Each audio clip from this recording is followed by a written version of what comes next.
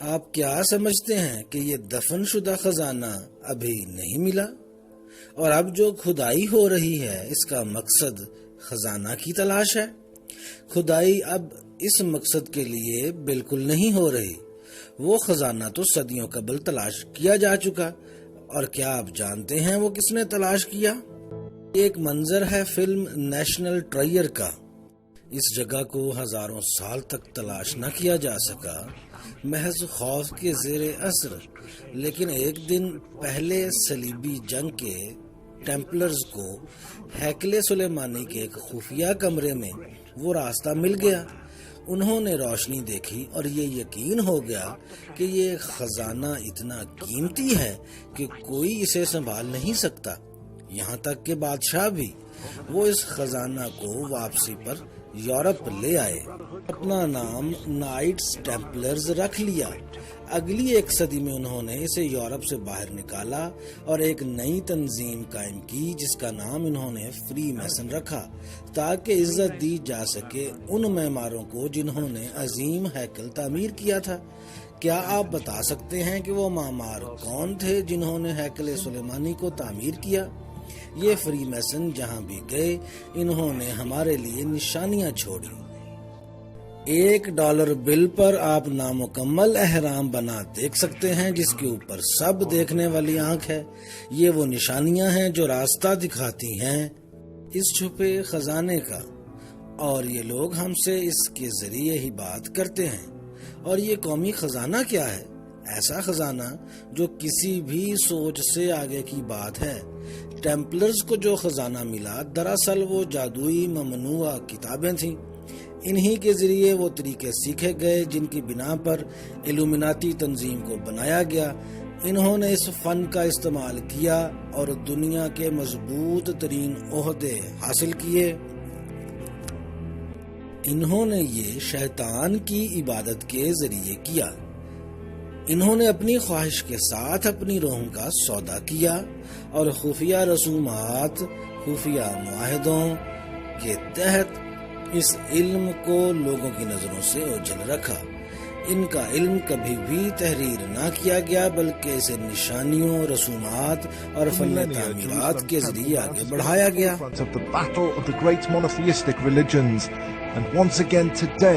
Passions are threatening to spill over into bloodshed. تو پھر آج کھدائی کی ضرورت کیوں اور مسجد اقصی کی اہمیت کیا ہے؟ نئی صدی کے آغاز سے ہی واضح ہو گیا کہ ہیکل سلیمانی یعنی مسجد اقصی الہامی مذاہب کے درمیان ایک بہت بڑی جنگ کا سبب بنے گا، اور یہ خون ہر طرف بہنا شروع ہو چکا ہے۔ کھدائی محض ایک منصوبے کے تحت مسجد اقصی کو منہدم کرنے کے لیے ہے، کیونکہ وہ اپنے جھوٹے مسیحا کی آمد کی تیاریاں کر رہے ہیں جو ان کے بادشاہوں کا بادشاہ ہوگا، اور اس بادشاہ کو خوش آمدید کہا جائے گا ایک نئے تعمیر شدہ ہیکل پر۔ ہیکل سلیمانی کی دوبارہ تعمیر کے لیے خدا کے سب سے پہلے گھر یعنی مسجد اقصی کو تباہ ہونا ہوگا، اور اسرائیل کی ریاست یہ کام آہستہ آہستہ گناہ گار انداز میں کر رہی ہے۔ سال 2007 میں اسرائیل کی ریاست نے ایک دفعہ پھر باقاعدہ کھدائی کا آغاز کر دیا جو ٹیمپل ماؤنٹ اور مسجد اقصی کی دیواروں سے شروع کی گئی۔ حکومت اسرائیل کا کہنا تھا کہ یہ کام اس لیے کیا گیا کہ ایک باقاعدہ راستہ تعمیر کیا جا سکے جو ٹیمپل ماؤنٹ کے دروازے تک جا سکے۔ فلسطینی رہنما اور اسرائیلی حکومت کئی بار آمنے سامنے آ چکے ہیں اس بات پر کہ مسجد اقصی کی دیواروں کے پاس اسرائیلی حکومت کھنڈرات کی تلاش کے بہانے کھدائی شروع کر دیتی ہے۔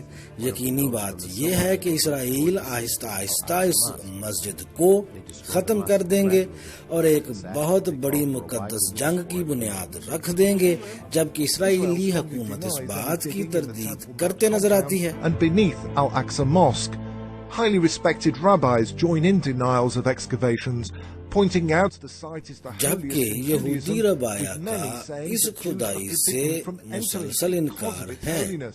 وہ کہتے ہیں کہ انتہائی مقدس جگہ ہے یہ یہودیوں کے لیے، اور یہودیوں پر الہامی پابندی ہے کہ وہ اس میں داخل نہ ہوں۔ اس وقت تک جب تک کہ یہودی اتنے پارسا نہ ہو جائیں اور ان میں ان کا مسیحا نہ آ جائے. Meanwhile, leaders of Hamas and Fatah convened in Saudi Arabia to resolve their disputes. The recent turmoil near Al-Aqsa seemed to unite the two sides against Israel. کیا آپ مقدس جنگ کے لیے تیار ہیں؟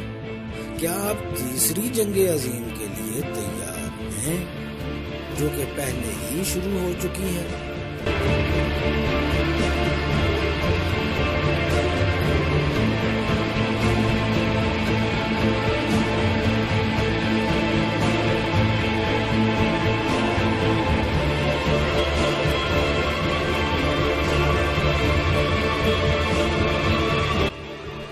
لیکن اکثریت کو غلط گمان ہے کہ یہ جنگ اسلام، عیسائیت اور یہودیوں کے درمیان ہوگی، حالانکہ بادی نظر میں دیکھا جائے تو ایسا ہی نظر آ رہا ہے کہ آخری جنگ کی سربراہی کرنے والے ایک طرف فرعین کی نسل سے ہوں گے اور دوسری طرف انبیاء کی نسل سے، اور یقینی طور پر یہ جنگ شیطان کے پیروکاروں اور رحمان کے عبادت گزاروں کے درمیان ہوگی. اور بہترین طریقہ کیا ہو سکتا ہے کہ دور جدید کے فرعین کو مخالفت کا سامنا نہ کرنا پڑے؟ نیو ورلڈ آرڈر کے ذریعے ایسی آبادی تیار کر لی جائے جو ان کی ذہنی غلام ہو اور حقیقت سے لا علم ہو، جبکہ جن سے مخالفت کی امید ہو انہیں تقسیم کر دیا جائے یا زیر کر لیا جائے.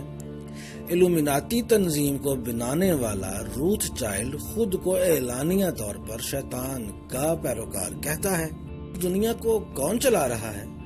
زائنسٹ مالیاتی خاندان جن میں اہم ترین روتھ چائلڈ اور راک فیلر شامل ہیں. کس نے ہٹلر کی مالی مدد کی اور جنگ عظیم دوم میں پیسہ لگایا؟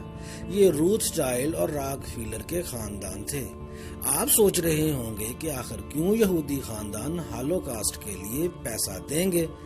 پہلی بات تو واضح کر لیں کہ یہ یہودی نہیں، شیطانی پیروکار ہیں، اور دوسری بات کہ ہالوکاسٹ کے بغیر اسرائیل کا کیا ممکن نہ تھا.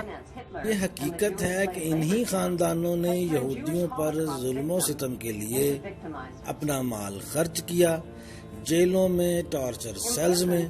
ان باتوں کی مزید تصدیق اسرائیل کے بارے میں ایک دلچسپ راز کے ذریعے بھی ہوئی. ایک محقق نے بتایا کہ اسرائیل کی 80% زمین کی ملکیت روتھ چائلڈ کی ہے، اور روتھ چائلڈ خاندان کا نشان جس پر ستارہ بنا ہوا ہے کو نہ صرف اسرائیل نے جھنڈے کا حصہ بنایا بلکہ یہ نشان امریکہ کے ڈالر پر بھی دیکھا جا سکتا ہے. یعنی جنہوں نے ہٹلر کو جنگ عظیم دوم کے لیے پیسہ دیا وہ اسرائیل کے 80% حصے کے بھی مالک ہیں. اور اب آپ کو کیا لگتا ہے کہ یہ خاندان کس کے لیے کام کر رہا ہے؟ اور کیا آپ اب جاننے کے لیے تیار ہیں کہ اس دنیا کی تکالیف کے پیچھے اصل میں کون ہے؟ آخر کیوں یروشلم ہی اور ہیکل سلیمانی کی تعمیر بھی؟ یروشلم اس لیے تاکہ جھوٹا مسیحا وہاں سے اپنی حکومت قائم کرے جہاں پر سچے مسیحا کو کرنی ہے. اور اب آتے ہیں ہیکل سلیمانی کی طرف. آپ جانتے ہیں کہ حضرت سلیمان علیہ السلام میں وہ کیا خاص بات تھی جو باقی انبیاء میں نہ ہو سکی. ان کے لیے جو واقعی تلاش حق میں ہیں، مقدس قرآن نے ہمیں بتایا کہ حضرت سلیمان علیہ السلام کو ایک خاص طرح کی حکومت سے نوازا گیا، اور اس حکومت کی خاصیت میں ایک بات یہ تھی کہ ان کا اقتدار 2 مختلف نسلوں اور 2 مختلف دنیاؤں پر تھا.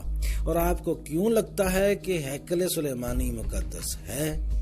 اصل سوال جو آپ کو خود سے پوچھنا ہے وہ یہ ہے کہ آخر کس کے لیے یہ ہیکل باقی تمام لوگوں سے زیادہ مقدس ہے؟